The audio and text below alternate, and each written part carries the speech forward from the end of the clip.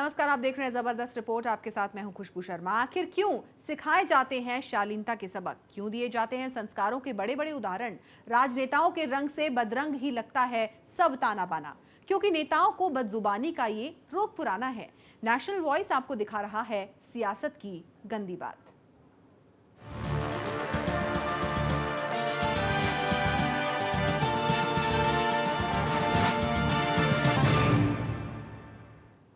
Baspa supremo Mayawati पर BJP के नेता ने अभद्र टिप्पणी की। हंगामा मचा, सड़क से लेकर सदन तक शोर हुआ।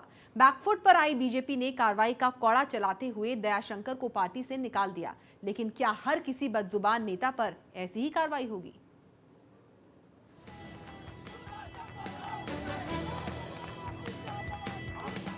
कभी सुधर पाएंगे ये बेलगाम सियासतदान? शायद ये सोच बेमानी है, क्योंकि बदजुबानी ही तो अब इनकी राजनीति का दाना पानी है। अभद्रता भी अब केवल आदत नहीं बल्कि फितरत बन गई है। एक बार फिर असभ्यता के सागर में डूबकर मर गए सारे संस्कार और शऊर। बीजेपी से निष्कासित हो चुके नेता दयाशंकर सिंह ने शब्दों से शॉल उतारते हुए मायावती के लिए मुंह खोला था। काशीराम जी ने जो उन्होंने BS4 बनाया था, जो सपना उन्होंने देखा था काशीराम जी ने, उस सपने को मायावती जी चूर चूर कर रही हैं। आज मायावती जी आज टिकटों के इस तरह से बिक्री कर रही हैं। ये किसी पुरुष के साथ यदि कोई कंटेक्ट करती है तो जब तक पूरा नहीं करती है तो उसको नहीं तोड़ती है। लेकिन प्रदेश की हमारी इतनी बड़ी नेता, 3 बार की मुख्यमंत्री मायावती जी किसी को 1 करोड़ रुपया में टिकट देती है। अब कोई एक घंटे के बाद 2 करोड़ देने वाला मिलता है तो उसको टिकट दे देती है, और शाम को कोई 3 करोड़ देने वाला मिलता है तो उसका भी काट करके उसको दे देती है। एक चरित्र की आज मायावती जी हो गई है। इसलिए काशीराम जी के बनाए हुए कार्यकर्ता उनको साथ छोड़ करके अब जा रहे हैं। बसपा समाप्त हो रही है। जिस तरह से लोकसभा में उसको 1 सीट नहीं मिली थी, और हमको लगता है विधानसभा के अंदर भी उनको इसका खमियाजा भुगतना पड़ेगा। दयाशंकर के शब्दों पर सड़क से लेकर संसद तक बवाल मच गया।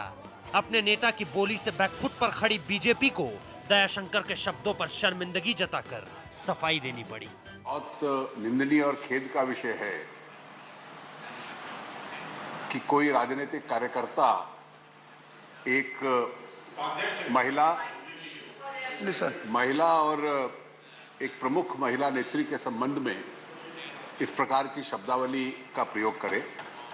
इस बात का मुझे निजी तौर पे भी खेद है कि किसी ने इस ऐसी शब्दावली का प्रयोग किया है। हर सदस्य की और विशेष रूप से महिला सदस्यों की प्रतिष्ठा बनी रहे, हम सबका ये प्रयास रहना चाहिए। मुझे क्योंकि अभी मालूम चला है, मैं निश्चित रूप से हमारे संगठन का ऐसे किसी विषय के साथ कोई संबंध हो नहीं सकता। दयाशंकर को पार्टी ने तमाम पदों से हटाते हुए 6 साल के लिए बाहर कर दिया। कानून की मोटी किताबों में महिलाओं के खिलाफ आचरण की तमाम धाराएं लगाकर दयाशंकर के खिलाफ मामला दर्ज कर लिया गया। लेकिन यहां तक जो हुआ वो तो ठीक था। चुनावी मौसम से पहले मिले इस मुद्दे को अपमान के झंडे में लगाकर मायावती के सिपह सालार और समर्थक सड़कों पर उतर गए, और सड़कों पर संग्राम मचाते हुए ये समर्थक भी शब्दों की तमाम सीमाएं लांघ गए। हंगामे और प्रदर्शन के बीच गाली के बदले गाली दी गई, बहन बेटी के लिए बेशर्मी भरे शब्दों का इस्तेमाल किया गया, संस्कारों को तिलांजलि देकर अभद्र पोस्टरों की तस्वीर बनाई गई। मैंने ये बयान दिया है, मैं जो दयाशंकर की जीप काट के लाएगा उसे मैं 5 लाख रुपए का नगद इनाम हमारी संस्था देगी। मैं चैनल के द्वारा ये घोषित करती हूँ कि जो भी मेरे को उसकी जीबा लाके देगा उसको 50 लाख का इनाम जन्नत जहाँ खुद देगी। एक महिला के अपमान के बदले किसी दूसरी महिला का अपमान, आखिर सियासत के ये कौन से शऊर है? दयाशंकर की पत्नी पूछ रही है ये सवाल कि आखिर ये कौन से संस्कार हैं? दयाशंकर की पत्नी स्वाति सिंह ने बसपा सुप्रीमो मायावती से पूछा है कि उनके पति ने अगर गलती की है तो कानून उन्हें सजा दे, लेकिन उनके परिवार और उनकी बेटियों को लेकर जो भद्दी भाषा बोली जा रही है उनका जवाब कौन देगा? वो मेरी 12 साल की बेटी को सबक सिखा रही है। मेरी ट्रॉमा है, जिस कंडीशन से, जिस मेंटल ट्रॉमा से हम लोग गुजर रहे हैं, उसका जवाब क्या मायावती देंगे? क्या मैं भारत की हर औरत से, हर माँ से ये बोलना चाहती हूँ, अगर वो अपने बच्चे की, अपनी बेटी की इज्जत को प्रोटेक्ट करना चाहती है, अपनी इज्जत को प्रोटेक्ट करना चाहती है, तो हर औरत ये सवाल करे मायावती से कि वो मुझे सजा देने वाली कौन होती है, या उनके पार्टी के लोग सजा देने वाले कौन होते हैं, या फिर मेरी बेटी को, मेरी सास को सजा देने वाली कौन होती है? ये मर्यादित अपशब्द भाषा का, शर्मनाक भाषा का, आपत्तिजनक भाषा का जिक्र था कि हमारी पार्टी के लोग उनके बिल्कुल भी उनके खिलाफ एक लफ्ज नहीं बोलते, लेकिन उनका ये कहना था कि हमारे लोगों ने, कुछ लोगों ने जो इस किस्म के नारे लगाए हैं वो इसलिए लगाए हैं कि जो हमारी जो नेता है वो भी किसी की बेटी है, किसी की बहन है, तो उनको बुरा लगना चाहिए था अपने आदमी का। बहरहाल सियासतदानों के सुर अब कितने बेसुरे हो गए हैं कि उन्हें ये अंदाजा भी नहीं होता कि वो क्या बोल रहे हैं और ऐसे बयानों का असर क्या होगा। अनाप शनाप जबान में कुछ भी कहने और बयान देने वाले इन नेताओं को यह पता होता है कि उनके बोल गलत हैं और इस पर बवाल मचना तय है। Bureau report, national voice. Party कोई भी हो, बयान बहादुरों की कमी किसी पार्टी में नहीं है। मायावती पर की गई जिस टिप्पणी को लेकर हंगामा मचा है, ऐसे ही न जाने कितनी बार महिलाओं के रंग रूप पर कमेंट किए गए हैं, लेकिन कार्रवाई किसी पर नहीं हुई। चलिए बीते दिनों के विवादित बयान देखते हैं। ऐसे तो नहीं थे सियासत के संस्कार, इतनी संवेदनहीन भी नहीं हुई थी सियासत, लेकिन पिछले कुछ सालों में तो राजनीति की रवायत ही बदल गई है। आरोपों का दौर पहले भी चलता था, लेकिन अब तो बदजुबानी का खेल खेला जा रहा है। बेलगाम हो गए हैं राजनेता। बेशर्मी का आलम यह कि महिलाओं पर भी ओछी टिप्पणी करने से बाज नहीं आते। कोई महिलाओं को ही बलात्कार के लिए जिम्मेदार ठहराता है तो कोई काले और गोरे रंग पर प्रवचन देता है। दयाशंकर ने मायावती के लिए जिन शब्दों का इस्तेमाल किया, सभ्य समाज में उनकी कोई जगह नहीं है। लेकिन चलिए अब आपको गुजरे वक्त की उन गलियों में लेकर चलते हैं जहां महिलाओं के लिए तमाम अशोभनीय अल्फाजों का इस्तेमाल किया गया। जेडीयू नेता शरद यादव ने भरे सदन में गोरे और काले रंग की व्याख्या करते हुए दक्षिण भारत की महिलाओं पर भी टिप्पणी की थी, जिस पर सियासी गलियों में जमकर शोर हुआ था। मगर हम तो सांवले आदमी जो है होना चाहिए, पूरे देश में सांवले आदमी ज्यादा हैं, और साउथ की महिला जितनी ज्यादा खूबसूरत होती है, जितना उसका बॉडी जो पूरा देखने में, यानी इतना हमारे यहाँ नहीं होती। वो नृत्य जानती है। yes. वो नृत्य जानती है। ऐसा नहीं है कि अकेले शरद यादव ही हों इस लिस्ट में। एक ढूंढोगे 1000 मिल जाएंगे। सभी पार्टियों में एक से बड़े एक बयान बहादुर अपनी आमद दर्ज कराते रहते हैं। जरा याद कीजिए लोकसभा चुनाव से पहले का वक्त, जब भोपाल वाले दिग्गी राजा ने अपने अरमानों को हवा में लहराते हुए अपनी ही पार्टी की प्रत्याशी पर अजब गजब बयान दिया। मैं अंत में आपसे इतना ही कहूंगा, मीनाक्षी नटराजन जी आपकी लोकसभा की सदस्य गांधीवादी है, सरल है, ईमानदार है, सबके पास जाती है, गांव-गांव जाती है। मैं अभी कल से इनके इलाके में देख रहा हूं, मुझे भी 40-42 साल का अनुभव है, मैं भी पुराना जौहरी हूं राजनीति के। थोड़ी सी बात पता पड़ जाता कौन फर्जी है कौन सही है। ये 100 टन माल है। इसी को कहते हैं अपनी अपनी डपली और अपना राग। संवेदनशील मुद्दों पर भी संवेदनहीनता समझ से परे है। विवादों से पुराना नाता है योग गुरु बाबा रामदेव का, और उसी पुराने बयान के अल्फाजों को सुनिए। न मर्यादाओं का मान, न महिलाओं को सम्मान। बाबा रामदेव ने भी राहुल को लेकर देसी और विदेशी का योग लगाते हुए दलितों का घर जाना पिकनिक सरीखे बताया था। उसकी मम्मी कहते मेरा मुन्ना, तूने विदेशी लड़की से ब्याह करा लिया तो तू प्रधानमंत्री नहीं बनेगा। देसी से वो कराना नहीं चाहता। मम्मी चाहती है पहले प्रधानमंत्री बन जाए फिर विदेशी लड़की को लाए। और ये लड़का जो है वो देसी से शादी नहीं कराना चाहता। हनीमून करने के लिए, पिकनिक के लिए जरूर दलितों के घर में जाता है, लेकिन किसी दलित की लड़की से शादी कर लेता तो वो भी दौलतमंद हो जाती। बहरहाल शालीन सियासत के तमाम तकाजों पर बेअदब सियासत की ये वो स्याही है जिसे सभ्य समाज में बेशर्मी कहा जाता है। सवाल यह है कि आखिर क्यों ऐसी भाषा पर लगाम नहीं लगती। Bureau report, national voice. जबरदस्त रिपोर्ट में फिलहाल एक छोटा सा ब्रेक, देखते रहिए नेशनल वॉइस।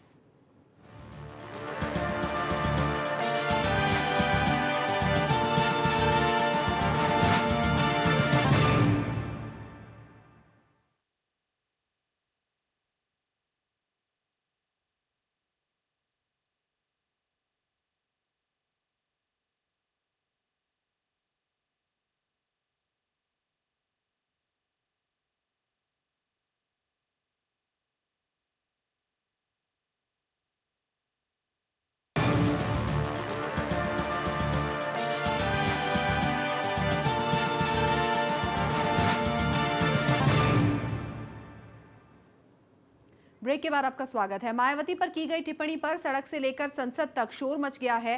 तमाम दलों ने इसकी कड़ी शब्दों में निंदा की है। आइए आपको सुनाते हैं इस विवाद के बाद तमाम पार्टियों का क्या कुछ कहना है। He thinks he's a man, is it? Is this what masculinity means? ये मर्दाना का निशान सोच रहे हो? छी, इतने बैकवर्ड लोग इस देश के हालात इसीलिए है कि ऐसे लोग कहीं पार्लियामेंट में पहुंच जाते हैं और कहीं पहुंच जाते हैं, जो मर्जी मनमानी बातें करते रहते हैं। खबरदार जो है ऐसे बात करे किसी औरत के बारे में, खबरदार। और खास तौर से मायावती एक दलित महिला, ये तरीका होता है? दलित परिवार में संबंधित किसी महिला नेता के प्रति मैंने अपने जीवन में पहली बार इस तरह की अभद्र भाषा सुनी। ये समाज सदियों से अपमान झेलता रहा है। एक तरफ हम अंबेडकर जयंती बनाकर के रस्म अदायगी कर रहे हैं और दूसरी तरफ वो डॉक्टर अंबेडकर के प्रयासों से जो सोशल एम्पावरमेंट हुआ है उसका अपमान कर रहे हैं। बीजेपी को शर्म आनी चाहिए। जो बहन मायावती जी के लिए जो टिप्पणी की वो बेहद शर्मनाक, आपत्तिजनक और अपराध की परिधि में आने वाला है और उसका सभी दलों ने सर्वसम्मति से उसको कंडम किया। यहाँ तक कि सरकार की तरफ से, भारतीय जनता पार्टी की तरफ से भी इसकी भर्त्सना की गई और इसकी रिपोर्ट भी लिखा दी गई। वो इन्वेस्टिगेशन चल रही है। मैं समझता हूं कि इसकी जो प्रतिक्रिया होनी चाहिए थी हो गई, लेकिन उसके बाद जो बहुजन समाज पार्टी की तरफ से जो अभद्रता हो रही है दयाशंकर सिंह जी की मासूम नाबालिग बेटी को लेकर, वो भी घोर आपत्तिजनक है। यह विषय समाप्त हुआ है क्योंकि श्री दयाशंकर सिंह जी का बयान गलत था। इसे भारतीय जनता पार्टी भी स्वीकार करती है और उनके गलत बयानी के कारण से पहले उनको उपाध्यक्ष पद से हटाने का काम किया गया। अब पार्टी से 6 वर्ष के लिए उनको निष्कासित कर दिया गया है। इसके बाद यह विषय यहीं पर समाप्त हो जाता है। बसपा इसे राजनीतिक मुद्दा न बनावे, यह व्यक्ति की गलती थी और जिस व्यक्ति ने गलती किया उसको एक बड़ी एक तरह से सजा मिल चुकी है और ऐसे विषय जहाँ से शुरू हुए तो वहाँ खत्म हो गए। जयशंकर जी का बयान गलत था, दुर्भाग्यपूर्ण था। मैंने स्वयं इस पर खेद जताने का काम किया, पार्टी के नेताओं ने खेद जताया। सियासत में संस्कारों के जुमले पढ़े जाते हैं, लेकिन जब यही सियासतदान मुंह खोलते हैं तो बोली से ऐसे बोल निकलते हैं कि सुनने वालों को शर्म आ जाए। लेकिन इनको शर्म नहीं आती। अब वो बहुत बह चुकी है गंगा, लेकिन क्यों इन सियासतदानों की आंख में पानी नहीं बचा? बेलगाम हो चुकी बदजुबानी के इस खेल में हर कोई आगे ही निकलना चाहता है।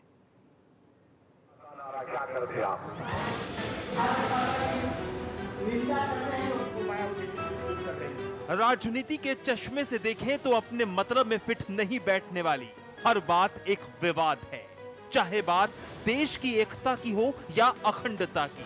भारत माता की जय पर विवाद भी शायद इसी से जुड़ी एक कड़ी था, जिसके साथ और जिसके खिलाफ बयान देने वालों की लाइन लगी थी। और भारत माता की जय के इसी विवाद पर MIM के मुखिया ओवैसी के जज्बात जागे थे। बयानों से बवाल मचाने वाले ओवैसी का ये वो बयान था जो बड़े एक बवाल की बिसात बिछा गया। आदत के मुताबिक ओवैसी ने भारत माता की जय के नारे पर विवादित बयान दिया। अपना लिबास तब्दील कर रहे तो हम पूछना चाहते हैं RSS के मोहन भागवत साहब से कि उन्होंने नागपुर में कहा कि मुल्क में ऐसे लोग हैं कि वो नारा नहीं लगाते भारत माता की जय का, उनको सिखाना पड़ेगा। मोहन भागवत साहब, मैं नहीं लगाता नारा, क्या करते आप? मेरे गले में छुरी भी रख देंगे तो नहीं बोलूंगा मैं, क्योंकि हिंदुस्तान के कॉन्स्टिट्यूशन में कहीं पर भी लिखा हुआ नहीं है भारत माता की जय बोलना। हिंदुस्तान के कॉन्स्टिट्यूशन में हमारे नेताओं के लिए भाषा की कोई कसौटी नहीं बनी है। हमारे नेता बार बार ये साबित करते रहे हैं कि पार्टियां भले ही अलग अलग हो, लेकिन बदजुबान पर काबू करने में हर पार्टी के नेता फेल हैं। कांग्रेस हो या बीजेपी, आरजेडी हो या समाजवादी पार्टी, बदजुबानी के मामले में इन नेताओं ने कभी किसी की इज्जत का ख्याल नहीं रखा और ना इस बात का भी कि इस देश के करोड़ों लोग इनकी बातों को सुनते हैं। दुनिया की हर चीज एक मर्यादा से बंधी है और जाहिर सी बात है कि सियासत में भी ये लागू होती है, लेकिन देश के सियासतदानों को इसकी फिक्र नहीं। गाहे बगाहे बयानों से गोली चलती है। इंसानों के साथ साथ धर्म भी दो टुकड़ों में बटा नजर आता है। चुनावी मौसम में आजम खान ने भी चुनावी मंचों से करगिल की विजय गाथा पर धर्म का धुआं उड़ेला था। ये कारगिल की पहाड़ियों को फतह करने वाला कोई हिंदू नहीं था, बल्कि कारगिल की पहाड़ियों को नाराए तकबीर अल्लाह अकबर कहकर फतह करने वाले मुसलमान फौजी थे। हर पार्टी में अपनी खींच निकालने के लिए बदजुबानी करना एक फैशन सा बन गया है। नेता भूल जाते हैं कि ये लोकतंत्र है। सफेद कपड़े पहनकर नेता दागों से तो दूर हो जाते हैं, लेकिन दिल और दिमाग से भरे कीचड़ को साफ नहीं कर पाते हैं। भद्दे भाषणों की नौटंकी चलती रहती है। ये देश की बदकिस्मती से कम नहीं है। अभी नए नवेले कांग्रेस के उपाध्यक्ष बने इमरान मसूद ने भी पीएम मोदी को लेकर विवादित टिप्पणी की थी। नरेंद्र मोदी से कौन लड़ेगा? इमरान लड़ेंगे जो ठोक के जवाब देना जाने। मोदी को मोदी के ठोक के। वो गुजरात समझ रहा 4% मुसलमान है गुजरात में, यहाँ 42% मुसलमान है, यहाँ गुजरात बना देगा, बोटी काट देंगे छुट्टी। बहरहाल चुनावी मौसम में तो ये जहरीली बातें और जोर पकड़ती हैं। यूं तो कोरी सियासत ही लगता है यहाँ हर किसी का किरदार, लेकिन राजनेता बनने का मतलब तो नहीं हो सकता कि सियासी मर्यादा की धज्जियां ही उड़ाते चले जाएं। Bureau report, national voice. और इसी के साथ जबरदस्त रिपोर्ट में आज के लिए बस इतना ही। आप देखते रहिए नेशनल वॉइस। जय हिंद।